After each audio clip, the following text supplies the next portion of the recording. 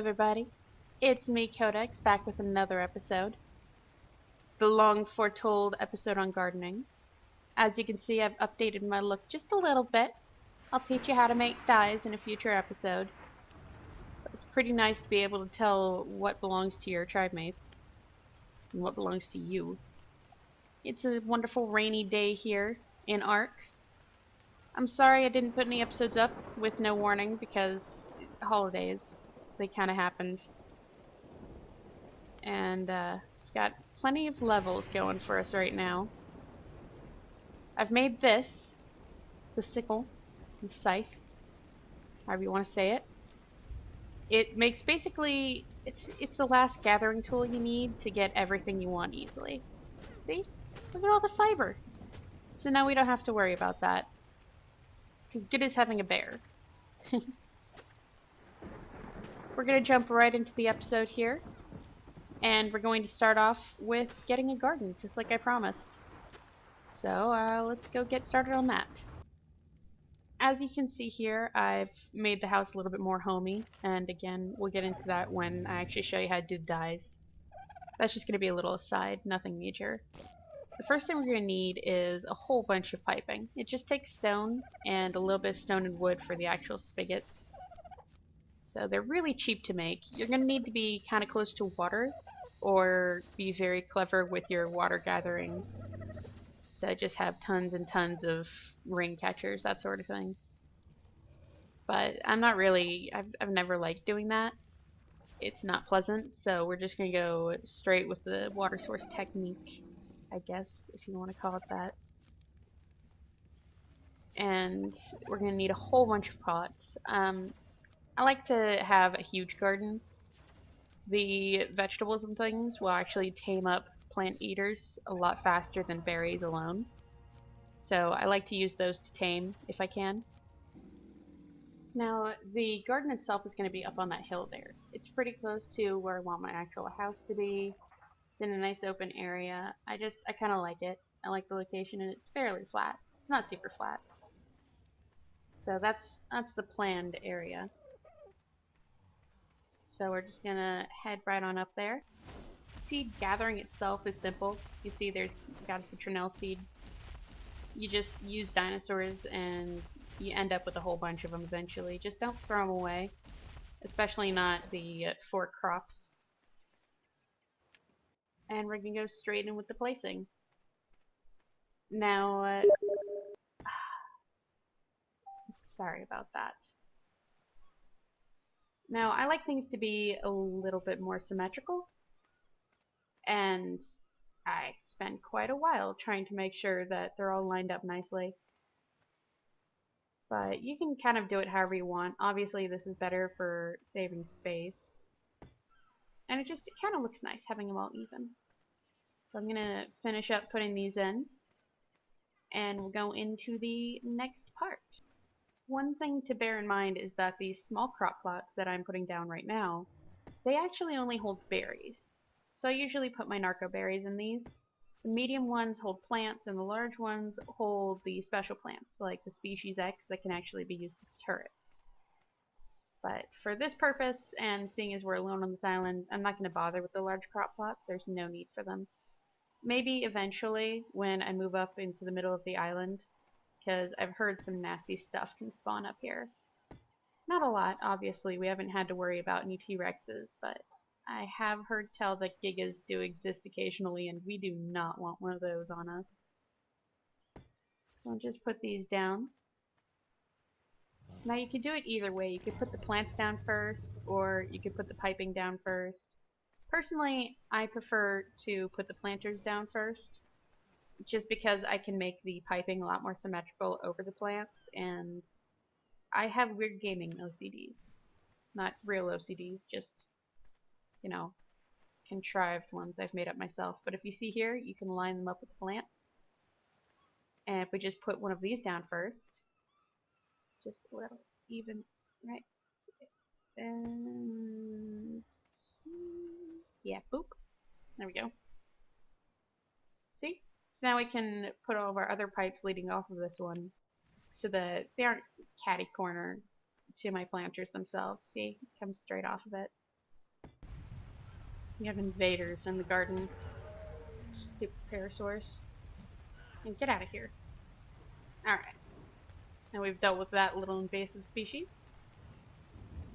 Now the key here is we're going to want to have the actual spigots a little bit above the garden. You'll see I put it back a little bit so that it would go straight over them.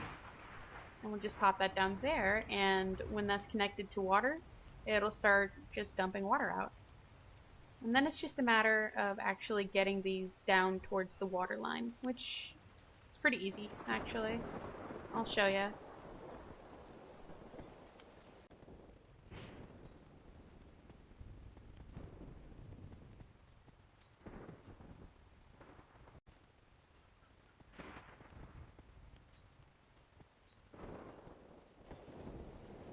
There we go, and the last one that we're going to need to put down here is an intake pipe. I think it's actually called that. There we go. And as you'll see, the piping actually turned blue. You can't really see it because of the rain right now, but I'll put another pipe down. That's kind of a comparison. There we go. See how it's a lot more gray than the other one, and this one's definitely blue. That means that water is actually running through it, and it's a live pipe. So once we have that, we can just run up a little hill here. Can't run directly up the little hill here. And even though that's not blue, the actual spigot, you'll see that water's now coming out of it. There we go. So we actually have some irrigated plotlands, which is nice. Now when it comes to being over the garden itself, I like to actually just work with the cross pipes, because that gives me a lot more room to expand the spigots and make a nice little area. It doesn't look half bad either. So put those down. They actually get a little bit further away. See the pipes there? They're not quite over the plots themselves, but they all say irrigated. So that's pretty nice. And it doesn't actually say it over here because it's a little bit too far. And if you look here, it's actually a little bit too high up. So that's another thing you need to watch out for. So this one's going to have to come down a little bit. But you can check these frequently. After a moment, it normally says it's irrigated or not irrigated. So we'll fix that right up. Give me one. And there we have it, a fully functioning garden. Now it's best to try and avoid having the pipelines too close to your crops. Like that's an okay height. But if you have them too low, it's kind of hard to access the crops themselves. And that won't be a problem for us. And then we're just going to grab the important seeds. These are the crop seeds. We have the long grass, we have citronelles, we have savooroot, and we have the rock carrots. And then we also have a bunch of narcoberry seeds, which are actually a lot more common than the other four. And you don't eat them. I have a pretty bad habit of eating things in my hotbar. I once ate a wyvern egg, and my friend that died many times getting it was not super happy. So try to avoid that. Now, the very next thing we're going to need to concern ourselves with is this Pheo Mia here. We're going to craft up a saddle for him real quick. Now, when I first started, all of these poop noises really confused me. I wondered why they were trying to ruin my immersion with poop noises. I thought it was kind of like, I don't know, maybe the game was made by kids.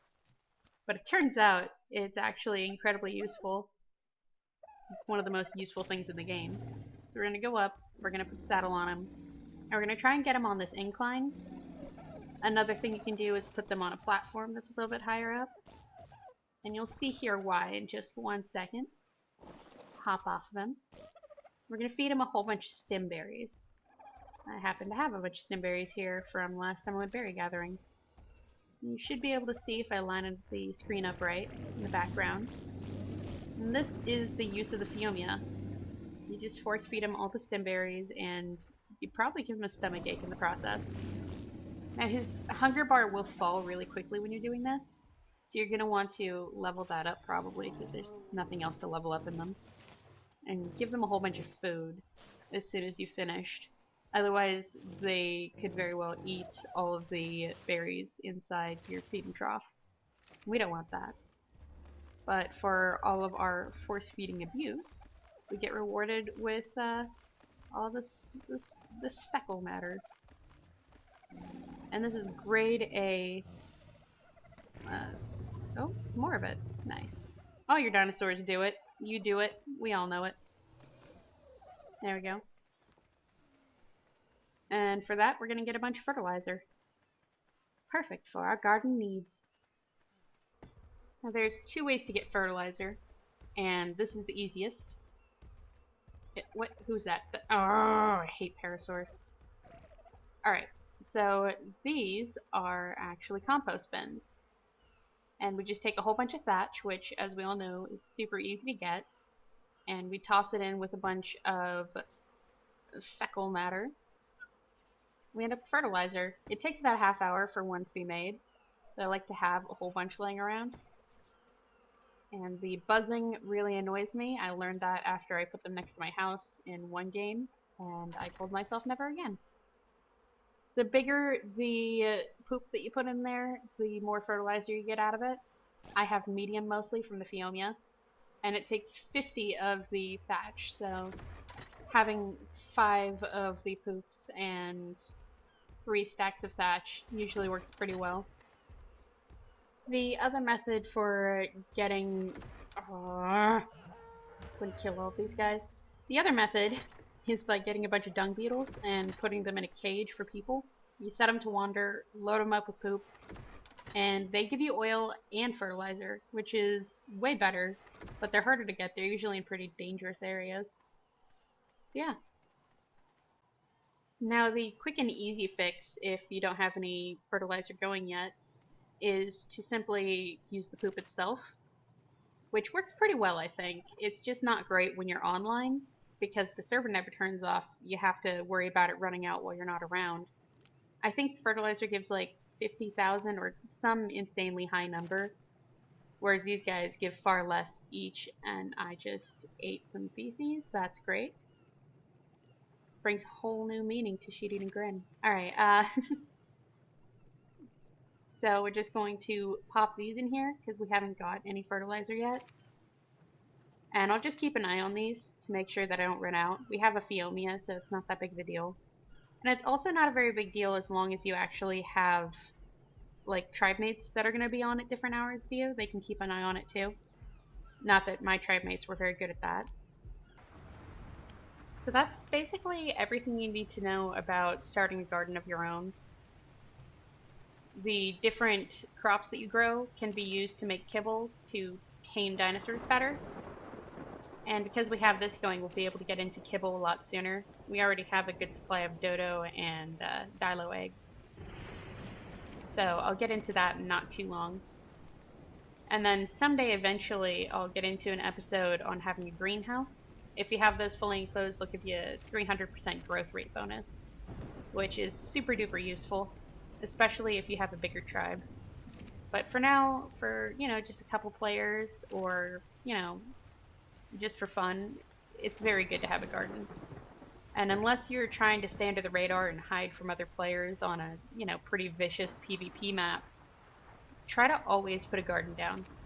I could have actually put this down a lot sooner than I did, and, you know, I would recommend it being one of your priorities. But, you know, we have it now. And, yeah. I think that's going to be all for this episode. It's already run pretty long, just trying to explain all the gardening stuff. So I'll be back again soon, and we're going to go to the mainland, which should be super fun. We're going to go and we're going to look for a Doedicurus and an Ankylo. So those will be our stone and metal gatherers. Once we have the Doedicurus, we're definitely going to start working on our main house, which, again, I'm probably going to do mostly off-screen, but I will show you how to tame with those. And I'll also be showing you how to make a sunken foundation on a boat at the beginning of next episode, because the waters around here are filled with giant whales that will one-shot your boats. So it's very important you have those well protected. And that's all. I'll see you guys later. You have a good one. I hope I helped out. I'll see you on the Ark.